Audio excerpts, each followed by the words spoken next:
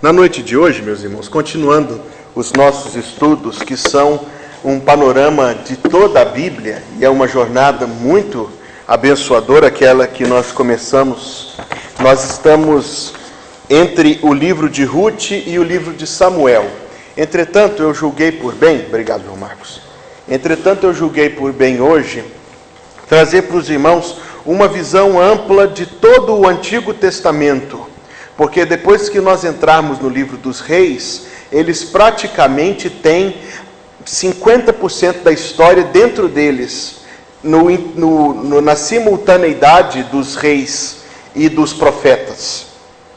Nas nossas Bíblias, os livros dos profetas estão separados do livro dos reis. Então, quando a gente lê a Bíblia, a gente tem a impressão de que os profetas viveram muito depois, porque no meio do caminho ainda temos Esther, que nós não sabemos se ela viveu antes ou depois, e veremos hoje quando Esther viveu, e nós temos Jó, e nós temos todos os 150 salmos e provérbios e eclesiastes e cantares, até entrarmos no livro de Isaías. Esses livros estão separados, é conveniente que estejam separados, porque nós conseguimos perceber com clareza o estilo de cada profeta, a forma como Deus interagiu e falou, interagiu com o profeta e falou por meio dele. Mas é muito importante a gente conseguir enxergar em que momento da história esses profetas viveram. Então hoje, meus queridos irmãos, o nosso estudo é algo muito simples. Acompanhando esse folhetim que você recebeu, nós vamos colocar a história do Antigo Testamento num panorama bem mais a jato do que o que temos feito a cada quarta-feira, para podermos enxergar a inter-relação entre as coisas. E se algum irmão se interessar muito por este assunto, existe uma edição da Bíblia, de uma Bíblia de estudo chamada A Bíblia em Ordem Cronológica, que é uma publicação muito interessante. Eu tenho uma cópia, porque o primeiro verso da Bíblia em ordem cronológica não é Gênesis 1:1, mas é João, capítulo 1, verso 1, que diz: no princípio era o verbo, porque isso antecede a criação. Depois vem a criação do universo, e Jó nos é apresentado, por exemplo, como contemporâneo de Abraão. Mas nós não temos essa impressão, porque Abraão está em Gênesis, e Jó está antes dos Salmos. Então, eu até recomendarei a cada um de vocês que se apegue com muito carinho a esta cópia e fique com ela dentro da sua Bíblia, porque é uma tentativa de mostrar para os irmãos os caminhos da história do Antigo Testamento, que nós começaremos a ver logo em seguida deste estudo, quando começarmos a estudar os livros de Samuel e Reis.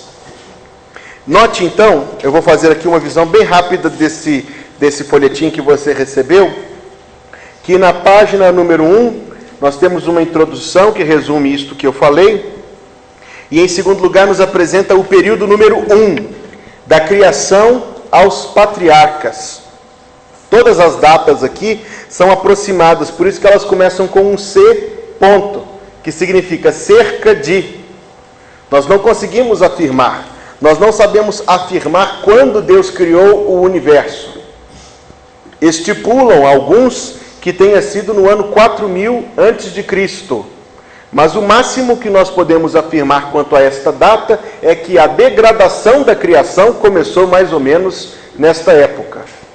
A decadência introduzida pelo pecado. Quantos anos Adão viveu com Deus no jardim do Éden, nós não sabemos. Talvez ele tenha tido a felicidade de viver 1000 anos em comunhão com Deus no jardim do Éden. Porém, nós temos que começar a nossa história de algum ponto. Então nós fixamos mais ou menos esta data do ano 4000 a.C. Não se assombre desta data, porque nós vivemos no tempo ateu que diz para nós que o mundo tem alguns bilhões de anos. E quanto mais anos, melhor, porque é preciso que tenha espaço para caber todas as invenções idólatras da nossa mente. Entretanto, a narrativa da Bíblia é muito coesa e muito ajustada. E ela nos dá uma ideia muito clara de um universo que não tem mais do que 7 ou 10 mil anos de idade. Vamos prosseguir desse ponto, porque nossa igreja já estudou bastante esse assunto da doutrina da criação, mas há livros que podem ser lidos nesse respeito. A primeira etapa, o período número 1 do Antigo Testamento, conta a história da criação aos patriarcas. Então, de talvez o ano 4000 a.C. até uma data aproximada de 1659 a.C., você não precisa, obviamente, se prender a esses números, mas a ordem como eles são estabelecidos nos transmite grande segurança e a percepção da inteireza da Bíblia Sagrada e da realidade da sua narrativa. Nesse período aconteceu a criação, a queda, o dilúvio. Jó foi contemporâneo de Abraão, depois Isaac, Jacó, e esse período termina com a entrada de Jacó para viver no Egito como estrangeiro e peregrino. Quais livros foram escritos nesse período? Nenhum. Entretanto, a tradição que deu origem a Gênesis e a tradição passada de geração em geração que deu origem a Jó também vem deste período. São os primeiros livros da Bíblia na sua narrativa. Ainda na página 1 do seu resumo, qual é o período 2? Vamos ler juntos? O Êxodo e a conquista de Canaã, onde é mostrado para nós como Moisés, dirigido por Deus, liderou o povo de Israel a deixar aquela condição vergonhosa de escravidão. Aqui convém visitar uma dúvida que os irmãos às vezes têm, porque quando leem atentamente o livro do Êxodo, descobrem que nós temos a impressão na narrativa de que passou menos tempo lá, porque quando você lê o nome das gerações de Jacó, você tem a impressão de que foram apenas 3 ou 4 gerações que viveram no Egito. Então a gente se pergunta, como é possível que 4 gerações somente tenham vivido 430 anos no Egito? Mas a resposta correta é, este número 430 se refere não somente ao período que eles foram escravos no Egito, isso talvez seja interessante para você, mas desde o momento em que Abraão começou a jornadear pela terra, peregrinando. Foram 215 anos desde Abraão ser chamado por Deus até Jacó entrar no Egito, e outros 215 anos de escravidão no Egito, que perfazem 430 anos. Para esclarecer este ponto, porque eu vi algumas testas franzindo, abra em Êxodo capítulo 12.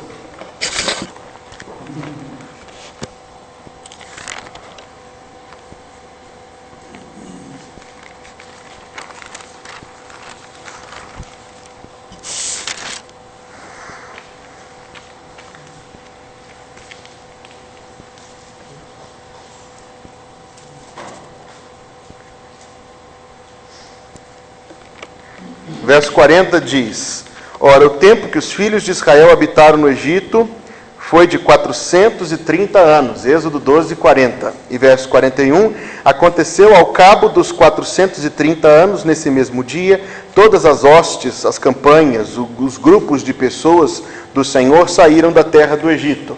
Este texto é esclarecido para nós pelo nosso apóstolo na carta aos Gálatas, capítulo 3.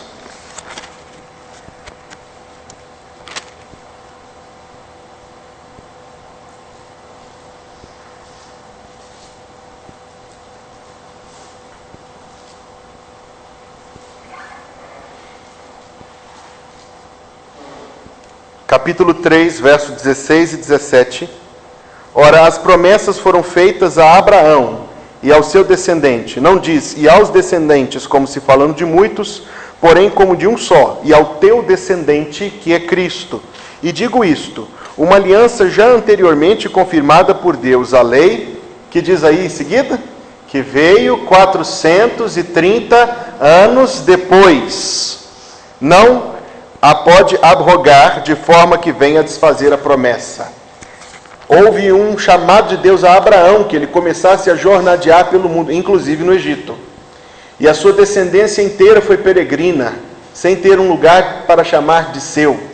Deus revelou a Abraão que a sua descendência se tornaria escrava no Egito, desde o chamado de Deus a Abraão até a libertação dos israelitas do Egito, 430 anos, como Paulo aqui esclarece para nós de maneira muito clara.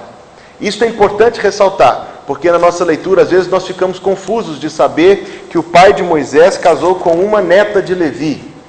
E essa informação não significa muita coisa agora, mas ela nos dá a entender uma passagem muito curta de tempo, que entretanto em 215 anos faz perfeito sentido, mas que em 430 anos exigiria que ela ficasse grávida aos 90 ou 100 anos de idade.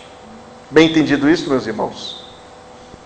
Cada dia a gente aprende uma coisa nova da Escritura Sagrada. O período 2 do Antigo Testamento é exatamente aquele em que Deus liberta o povo de Israel da escravidão no Egito. Em seguida, Deus os leva a peregrinar no deserto por 40 anos. E nesses 40 anos, Deus estava purgando o povo dos pecados e da mentalidade de idolatria às quais eles tinham se apegado tanto.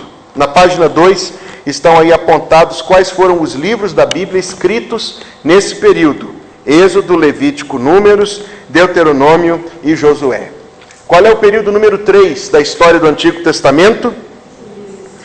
Os Juízes, que nós já estudamos detidamente cada um deles, e encontramos que é uma história impressionante da palavra de Deus. Quais são as histórias que se deram no tempo dos Juízes? O próprio livro dos Juízes e todos eles, Ruth bem no comecinho da história e Samuel no finalzinho da história, que foi o último dos Juízes, de quem nós vamos começar a falar um pouco melhor na quarta-feira que vem. Mas como eu digo, eu estou insistindo, eu achei interessante trazer para os irmãos essa visão mais ampla da passagem dos eventos no Antigo Testamento, porque isso abre a nossa visão deste livro. O que aconteceu depois de Samuel?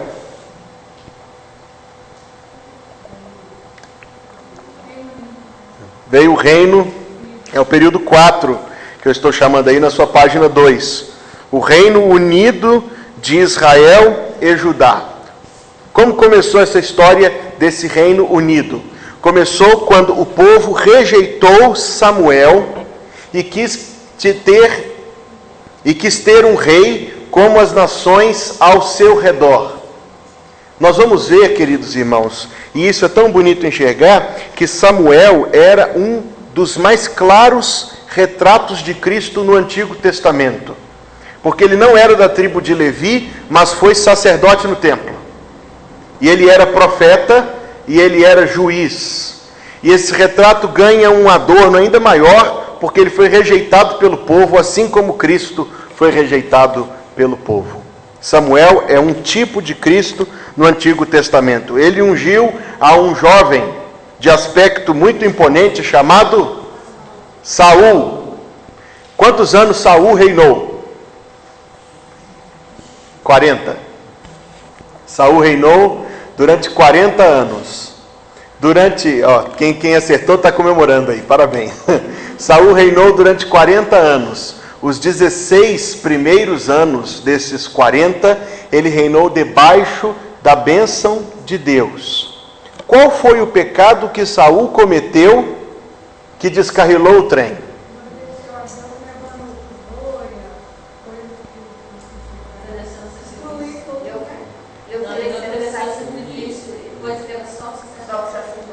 O primeiro pecado que ele cometeu nesse dia foi que ele ofereceu uma trégua aos amalequitas.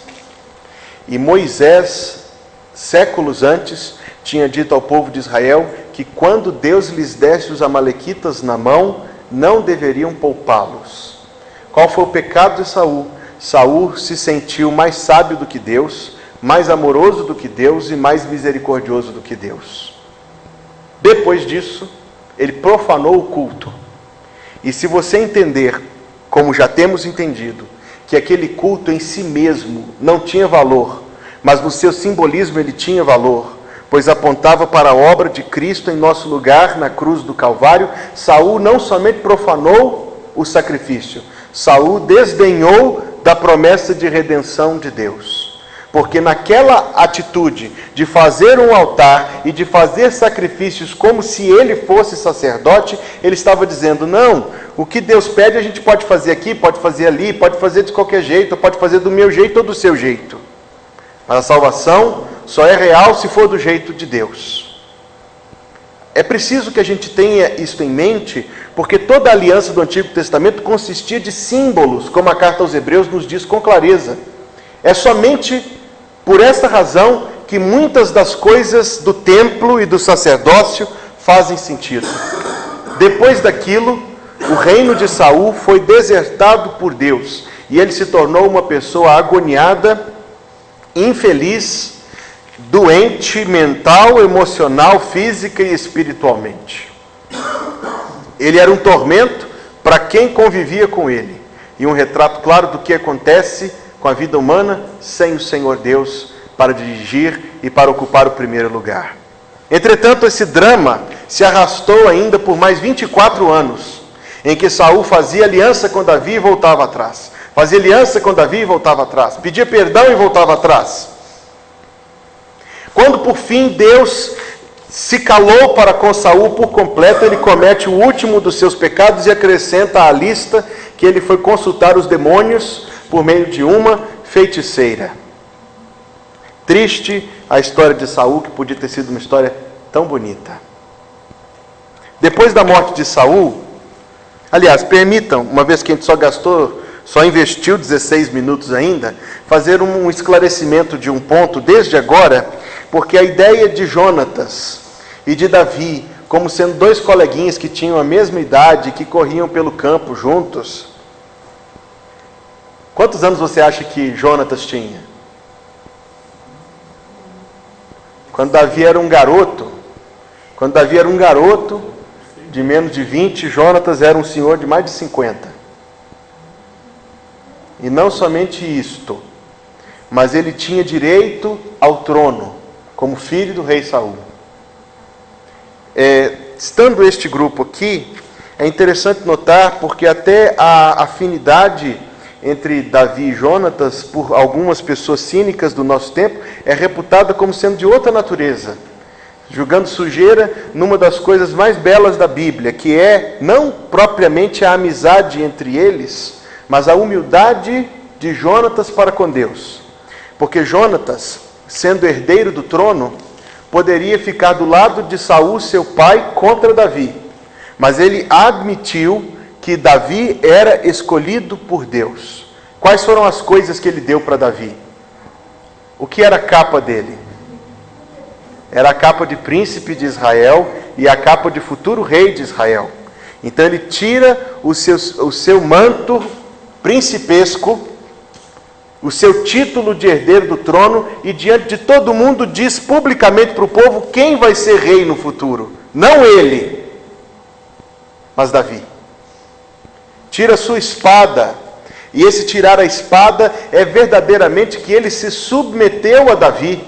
Ele diz: eu não vou resistir contra você, toma aqui a minha espada. E por que razão Jonatas fez isso? Pela sua fé em Deus, pela sua crença na vontade de Deus e pela sua submissão humilde a Deus. Meus queridos irmãos, eu não sei qual de nós ficaria aprovado se estivesse naquela posição, porque haveria dentro de nós um desejo inerente de querer se apegar e de não querer dar para o outro a preferência e nem a posição de honra. Que Deus lavre em nosso coração esta santa humildade. A respeito de Saul, é apenas dizer que o seu fim foi triste, mas que Davi mostrou novamente ser um homem de Deus em algumas atitudes. A primeira delas, a que ele não destruiu a família de Saul. Cuidou do seu neto deficiente, cujo nome era Mefibosete. Outra atitude nobre do rei Davi é que ele não tomou o trono para si. Ele reinou somente sobre o reino do sul, Judá. Veja aí na página 5, eu coloquei um mapa disso aí na sua apostila. A maioria de nossas Bíblias tem.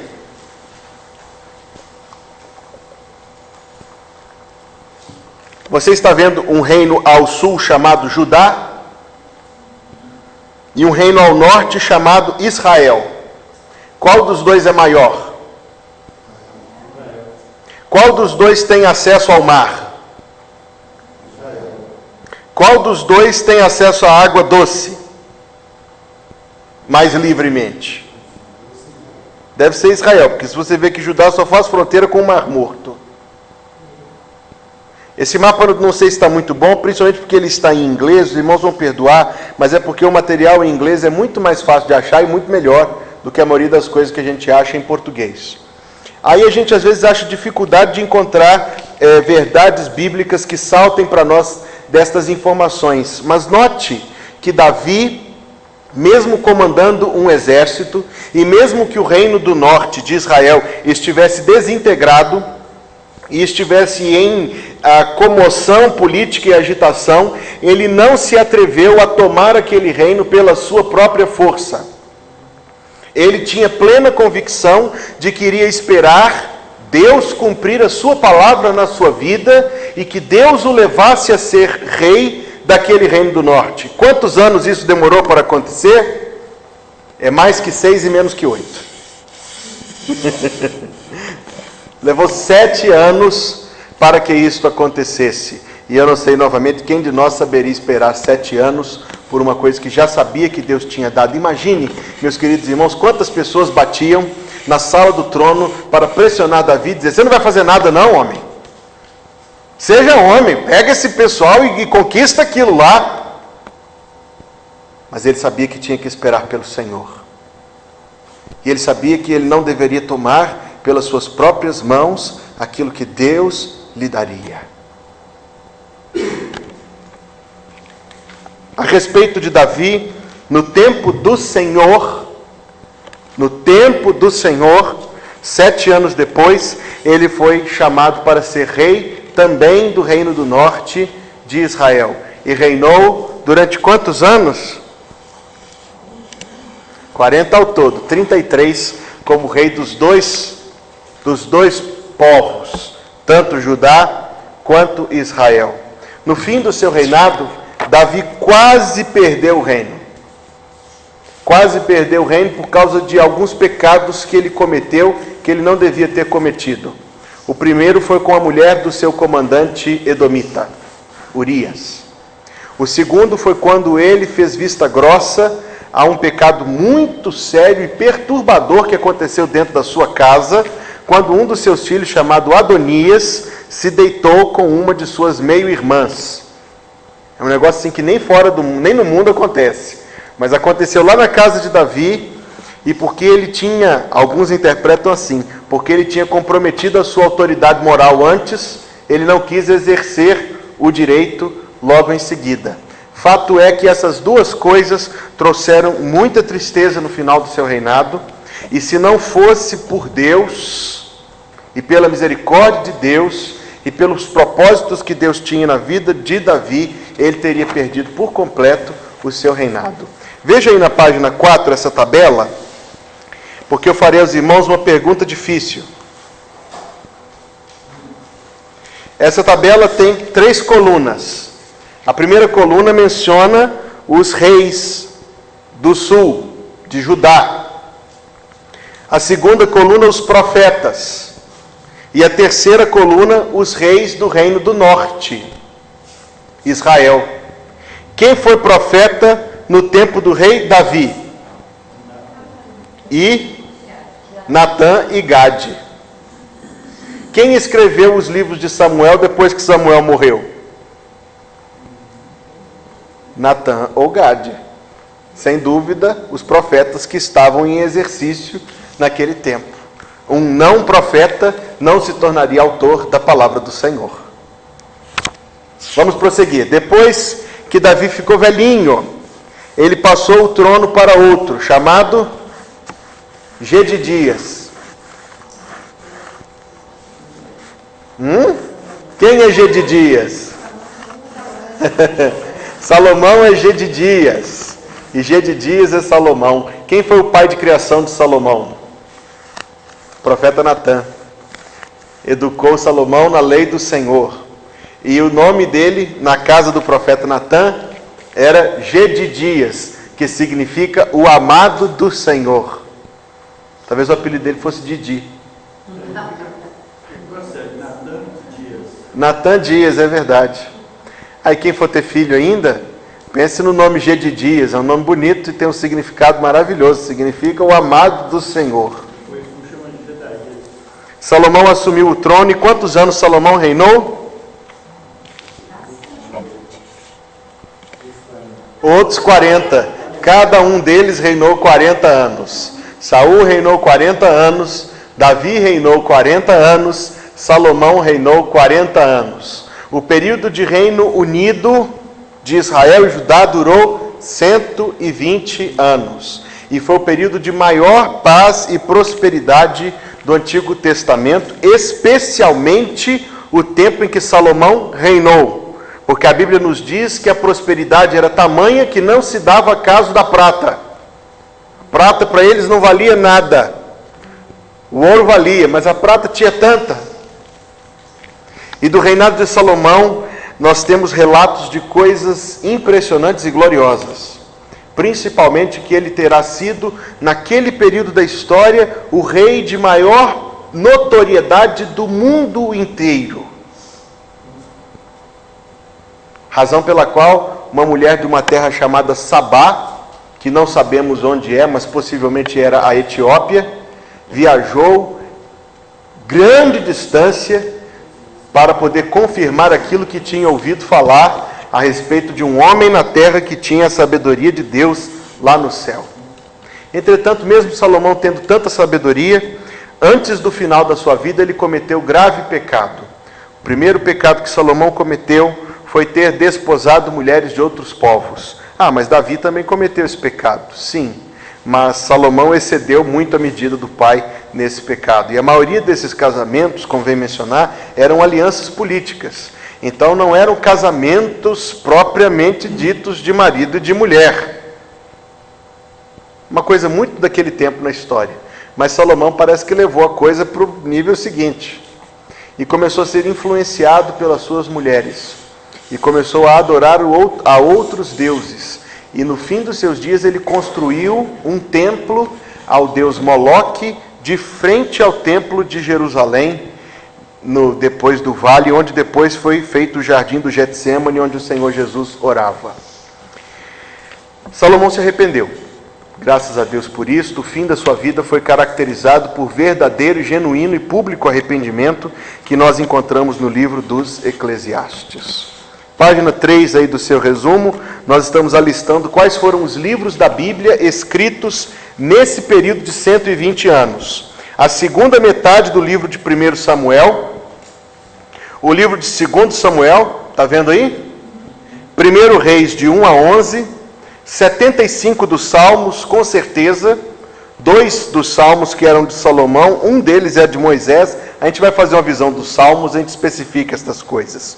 Provérbios, Eclesiastes e Cantares.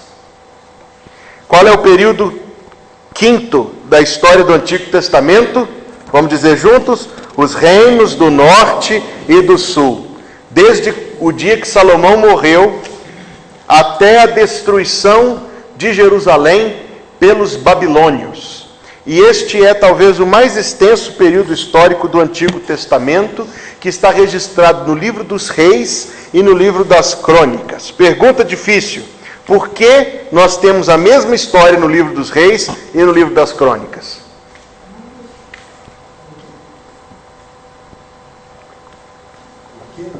Por que nós temos a mesma história, ou as mesmas histórias, narradas no livro dos Reis e repetidas no livro das Crônicas?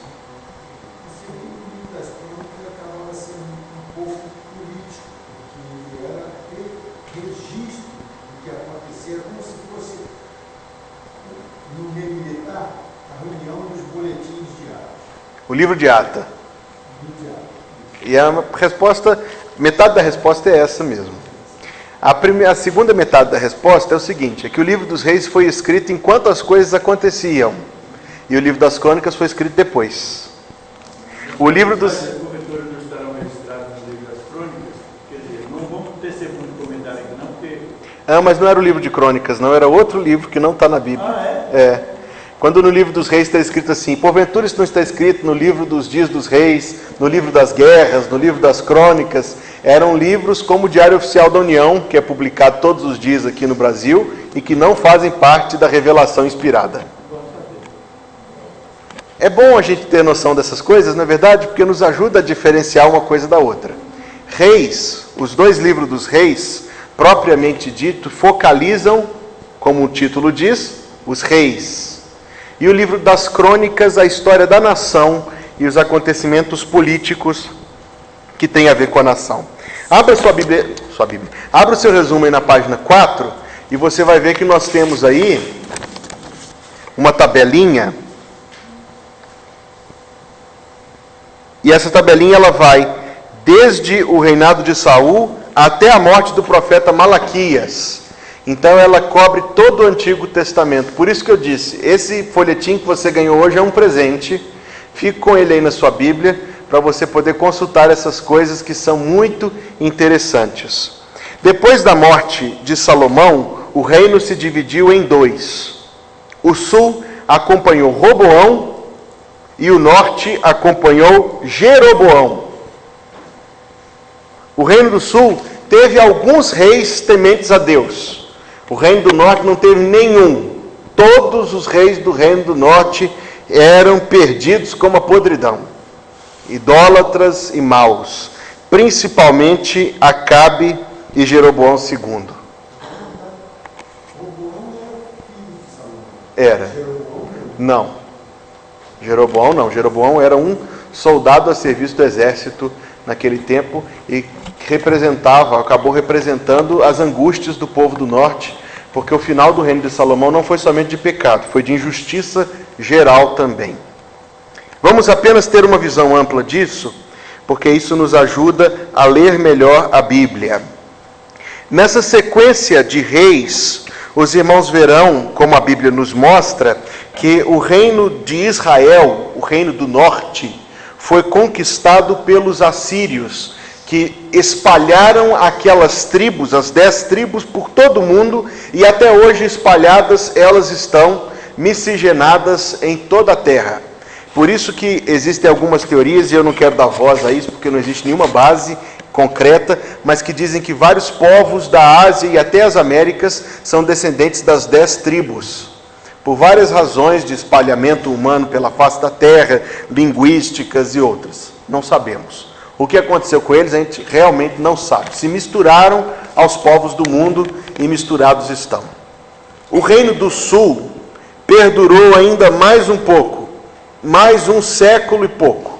E esse último século do reino de Judá, me acompanhe por uns minutos. Eu não quero ser muito técnico hoje, mas eu queria que a gente tivesse essa visão ampla do Antigo Testamento. Esse último século foi o período em que mais houve profetas na história do Antigo Testamento, porque eles eram enviados de Deus, chamando o povo a que se arrependesse, a que abandonasse seus maus caminhos, a que cresce no Senhor, a que buscasse a vontade do Senhor Deus para suas vidas. Infelizmente, a nação não voltou atrás, mas cremos que alguns indivíduos, quem sabe muitos indivíduos, voltaram atrás e Deus se apiedou deles. Agora observe a coluna do meio, porque eu achei muito interessante alguns destaques que eu farei.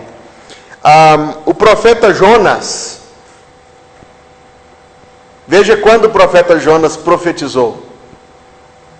Vai pela coluna da sua esquerda, você tem Aías, Elias e Micaías, Eliseu e Jonas.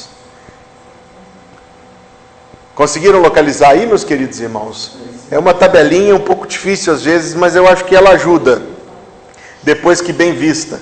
Porque Jonas viveu exatamente no período em que os ninivitas, aquele povo assírio, estava tão perto de vencer o seu próprio povo, o povo de Israel. E efetivamente venceram e destruíram e conquistaram. Será que isso nos ajuda a entender um pouco mais o sentimento que havia no coração de Jonas? Ajuda.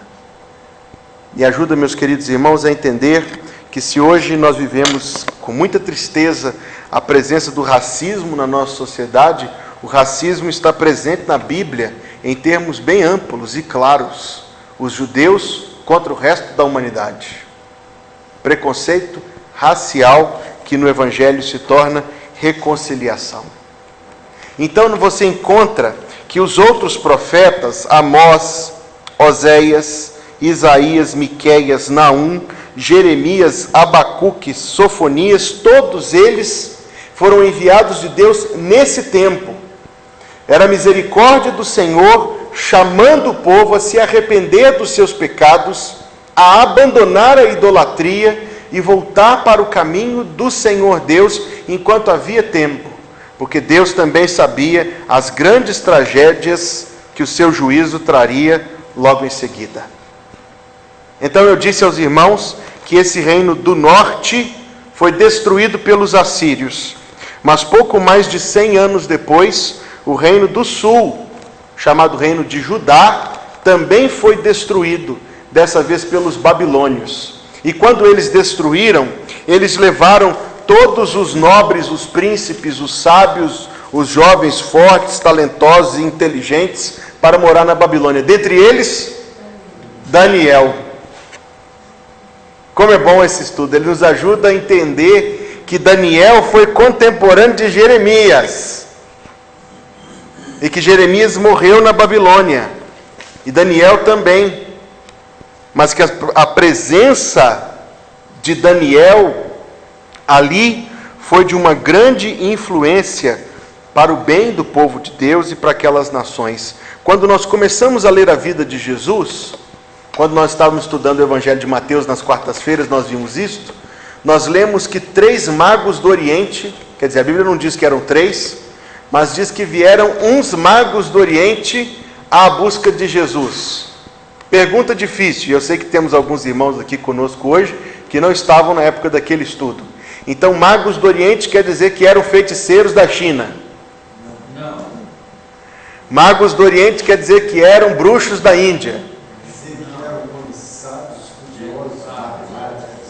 Mago, a palavra mago, especificamente, era um título para os funcionários públicos da Babilônia, dos quais Daniel se tornou o chefe no seu tempo, aos quais Daniel ensinou as profecias a respeito do Messias, que foram preservadas e que quando viram aquela estrela diferente brilhando no céu, se lembraram do livro dos Números, capítulo 24, verso 17, que diz: uma estrela precederá Jacó, entenderam que era o sinal do Salvador e rumaram pelo deserto, mais ou menos uns 3.000 quilômetros de camelo, para encontrar o Salvador.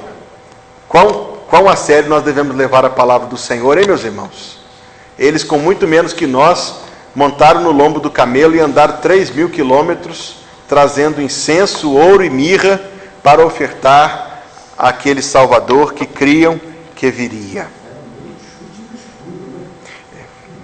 É o suficiente, eles tinham as palavras de Deus suficiente para aquilo e a ajuda do Espírito Santo, naturalmente, a nutrir a fé no seu coração. Passados alguns anos na Babilônia, no seu resumo, nós estamos aí na página 6, o período 6, chamado O Exílio na Babilônia. Volte comigo para a página 4, só por um minuto, por favor, para que eu possa mencionar aos irmãos os livros que foram escritos no período 5 da história do Antigo Testamento, que são os reinos divididos do norte, Israel, e do sul, Judá. Quais foram os livros escritos nesse período?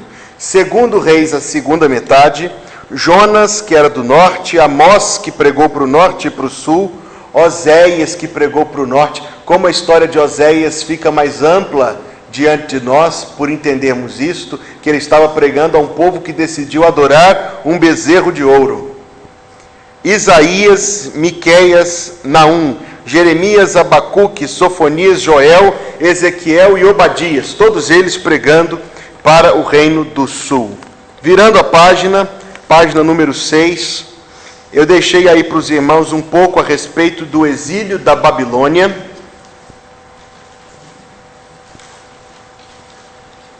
E durante esse período de 70 anos, foram escritos os livros de Daniel, a parte final do livro de Jeremias, capítulo 40 e poucos em diante, até 52, e os 5 capítulos que são chamados de Lamentações de Jeremias. Era tudo um livro só, então separaram 5 capítulos somente de lamentos, para colocar como um segundo livro chamado As Lamentações de Jeremias. O período 7 da história do Antigo Testamento, nós estamos chamando aí de reconstrução.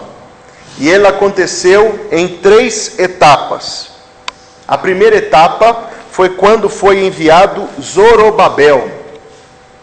E ele foi enviado de volta para poder liderar uma parte do povo de volta àquela terra que estava abandonada. Eu tenho um desenhozinho aí na página 8, olha aí. E o pessoal que vai ouvir esse estudo pela internet vai ter o link desse estudo que já está postado também numa rede social. Você está vendo ali Zorobabel tentando reconstruir o templo. Os inimigos dizendo que aquilo era proibido, e isso aconteceu durante os reinos de Ciro e Dario, ou Dário, como alguns insistem em chamar. Houve 2 profetas naquele tempo. O nome de um deles era Ageu e o nome do outro é Zacarias. Qual era a profecia de Ageu e a profecia de Zacarias? Que o povo estava mais preocupado em construir as suas próprias casas do que a casa do Senhor. Nós vamos poder estudar esses livros detidamente, mas deixa eu mencionar um pouco da importância disso nesse contexto. Primeiramente, porque o povo chegou para poder morar na terra, então qual é a primeira necessidade deles? Obviamente, residência.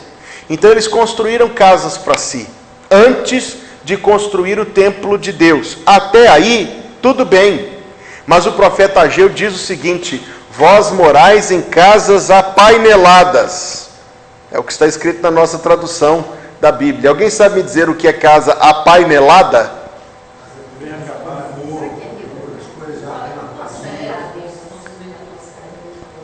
A palavra apainelada vem de painel. Casas decoradas com painéis, que eram a moda daquele tempo. E eles estavam investindo, reformando a sua casa, e se fosse hoje iam colocar um piso de porcelanato muito bonito, e um ar-condicionado, e uma sanca de gesso com a iluminação embutida, e móveis lá daquela loja que você compra lá para sua casa, que são chiques, e eles estavam comprando eletrodomésticos da Polishop, e eles estavam investindo no seu conforto, e eles estavam priorizando as suas vidas particulares em vez da aliança com o Senhor. Note, meu querido irmão e minha querida irmã, que todo livro da Bíblia, em última análise, pode ser visto dessa forma. Eles têm uma grande história, muito contextual, e o estudo do contexto, como a gente está fazendo agora, é importante para a gente entender adequadamente o que se passa, mas no fim da história nós encontramos um princípio eterno, que ultrapassa tempo e lugar e comunica com todas as pessoas de todas as eras, inclusive comigo, inclusive com você. O reclame de Deus por meio dos profetas era: vocês passam tanto tempo consigo próprios, investem tanto em si próprios, e as coisas do Senhor estão esquecidas. Quando essa mensagem envelheceu? Nunca. Mas deixa eu fazer uma pergunta. Por que era importante que houvesse templo em Jerusalém? Concordam comigo que para Deus isso não tem muita importância. E o templo de Jerusalém não era como uma casa de oração onde nós estamos agora, que visava acolher pessoas. Não. Era uma construção restrita, de porta fechada, onde poucos entravam e ninguém podia entrar na hora que quisesse e do jeito que quisesse. Qual era a importância de Deus, que não precisa disso, ter um templo em Jerusalém? Seria um lugar onde o nome dele seria conhecido, e onde os povos ajuntariam para adorar. Sim. Sim. Naquela construção que Zorobabel fez, porque o templo de Zorobabel era uma substituição do templo de Salomão, e uma substituição muito apequenada, porque o texto diz que no dia da inauguração tinha uns se alegrando e outros chorando. Os que lembravam do templo antigo choravam, e os que não lembravam se alegravam, de maneira que a quilômetros se ouvia uma mistura de alegria e de tristeza. Mas em última análise, aquilo para Deus não serve para nada, exceto como símbolo do Salvador que viria. Houve templo em Jerusalém até Cristo vir. E Deus queria templo em Jerusalém até que Cristo viesse. E na hora que Cristo morreu na cruz, Deus rasgou o véu do templo. Deus não se importou mais com aquele lugar que poucos anos depois foi destruído pelos romanos. E dele só sobrou o muro de um cantinho lá de trás. Note comigo e observe detidamente que a palavra de Ageu e de Zacarias falava sim primeiro de um povo que estava se importando mais com o conforto das suas casas do que com as coisas do Senhor, mas aquele templo não era necessário para Deus, senão como símbolo da salvação que viria, e o único sentido daquela palavra profética era: vocês negligenciam a salvação por causa dos seus confortos pessoais. A palavra se torna ainda muito mais ampla, porque vivemos num tempo em que as pessoas continuam a negligenciar a salvação do Senhor em troca de uns confetes, como está ali na porta da igreja, a rua toda suja de confete.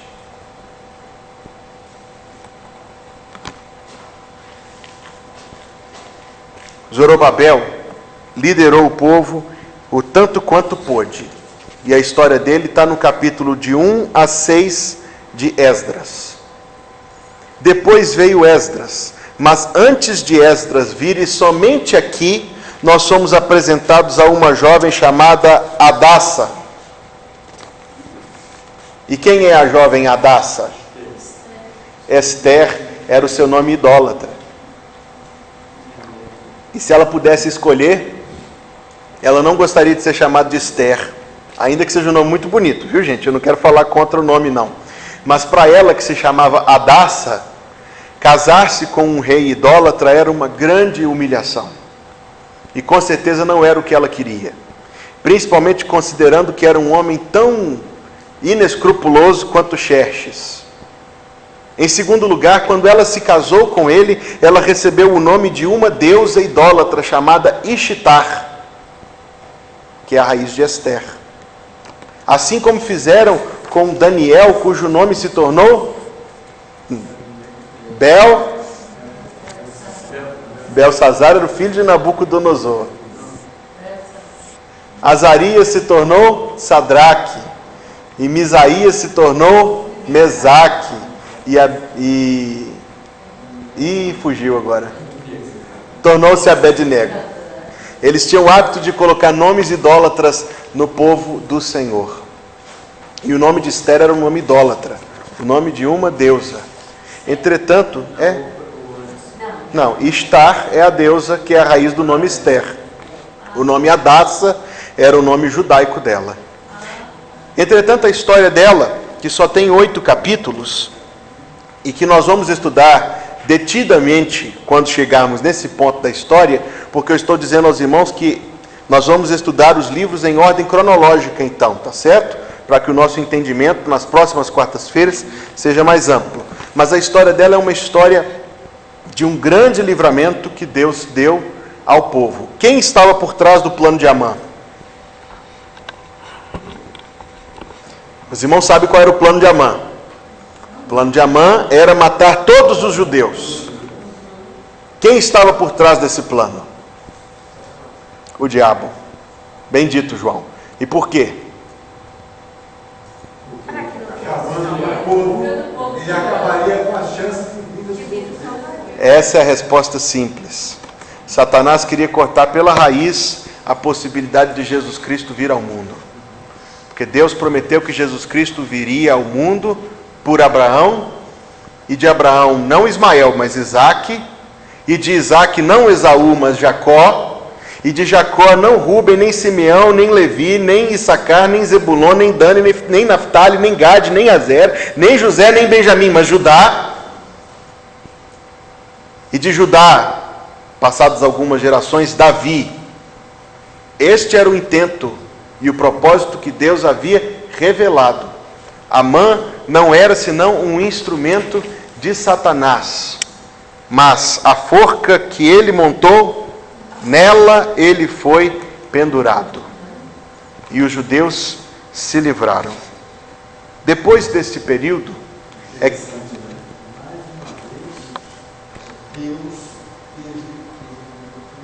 divulgou essa ideia de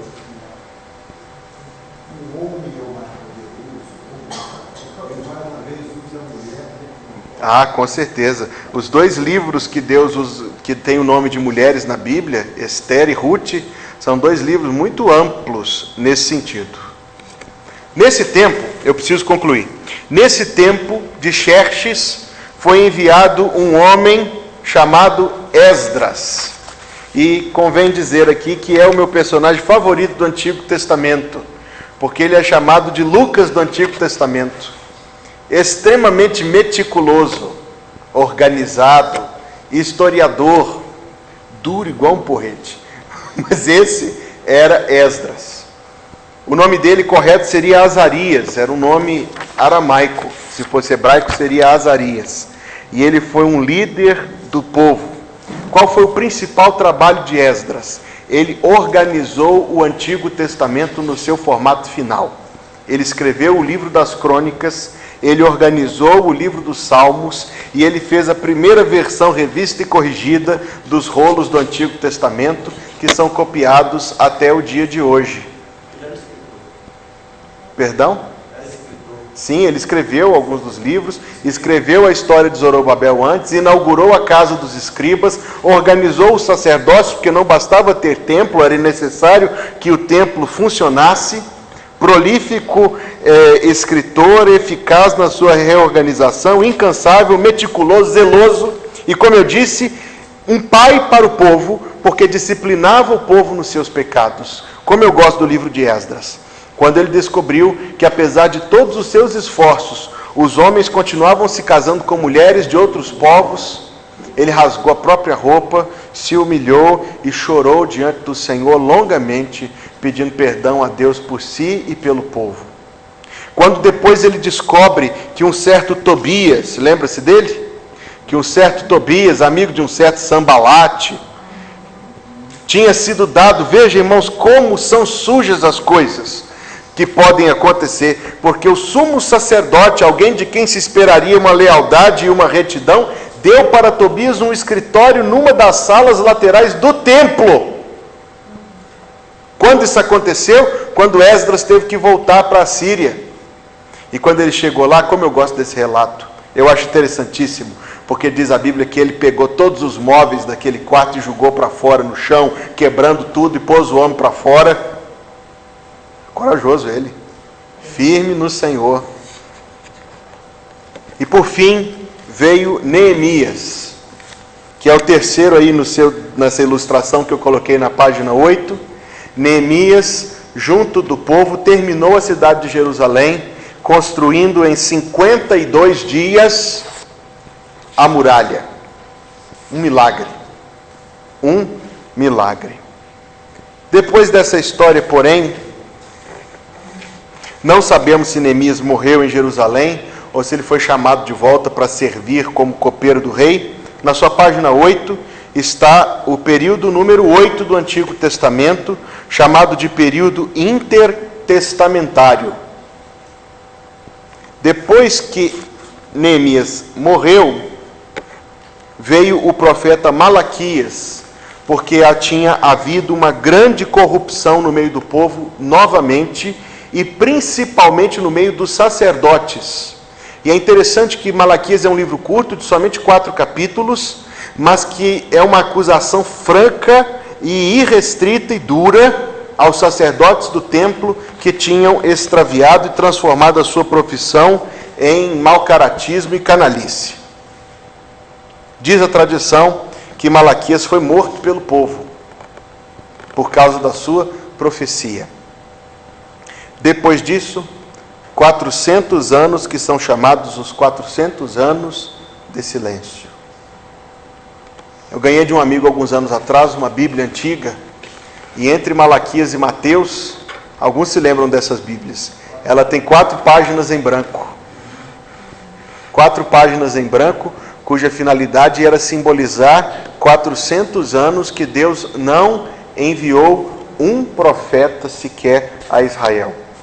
Mas abra em Malaquias capítulo 4, verso 6.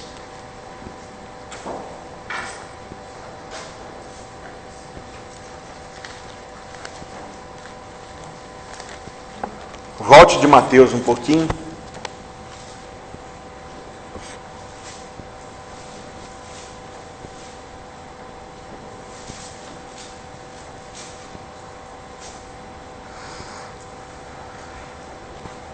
Malaquias 4, verso 5 e verso 6, está escrito: Eis que eu vos enviarei o profeta Elias, antes que venha o grande e terrível dia do Senhor. Ele converterá o coração dos pais aos filhos e o coração dos filhos a seus pais, para que eu não venha e fira a terra com maldição. O Senhor Jesus Cristo disse quem era este. E era João o Batista. Não foi Malaquias, mas João o Batista, o último dos profetas do Antigo Testamento. Não foi Malaquias, mas João o Batista, o último dos profetas do Antigo Testamento. Entre a morte de Malaquias... Não, ele foi com certeza o último do Antigo. Entre a morte de Malaquias e o nascimento do Senhor Jesus, que curiosamente se deu entre o ano 6 e o ano 4 antes de Cristo, porque o nosso sistema de datação não é muito exato, passaram-se 400 anos em que o povo não recebeu nenhum profeta da parte de Deus. Se você quiser saber as coisas que aconteceram nesses 400 anos, algumas Bíblias os trazem, 7 livros, chamados os livros apócrifos. E são verdadeiramente chamados de apócrifos, porque não são escritura inspirada. E só pode ser escritura inspirada aquilo que venha por meio de um profeta. Eles são livros puramente históricos, que nos contam que, depois que o Império Persa caiu, os gregos dominaram. Os gregos tentaram converter os judeus à idolatria, e Deus levantou uma mulher chamada Judite, como Jael do tempo dos juízes, e com uma espada ela cortou a cabeça do general de Alexandre o Grande. Corajosa ela. Conta-nos também a história de Tobias, conta-nos o livro poético do Eclesiástico e, por fim, a história dos Macabeus, primeiro e segundo Macabeus, que organizaram uma revolução contra os gregos. E sabe quem era descendente dos Macabeus? Bisneto, mais ou menos? Herodes. Herodes e os seus filhos, que se chamavam... Não lembro o nome dos filhos de Herodes, fugiu, desculpem. Mas Herodes e seus filhos, quando morreram, encerraram a casa dos Macabeus. Há um único livro inspirado deste período, é o livro do profeta Malaquias. Assim, meus irmãos, nós vimos aqui hoje, a jato, um longo período de história que compõe grande parte do Antigo Testamento. E isto nos ajuda a conhecer mais as nossas Bíblias e lê-las melhor. Amém? Amém. Coloque-se em pé e vamos cantar 137.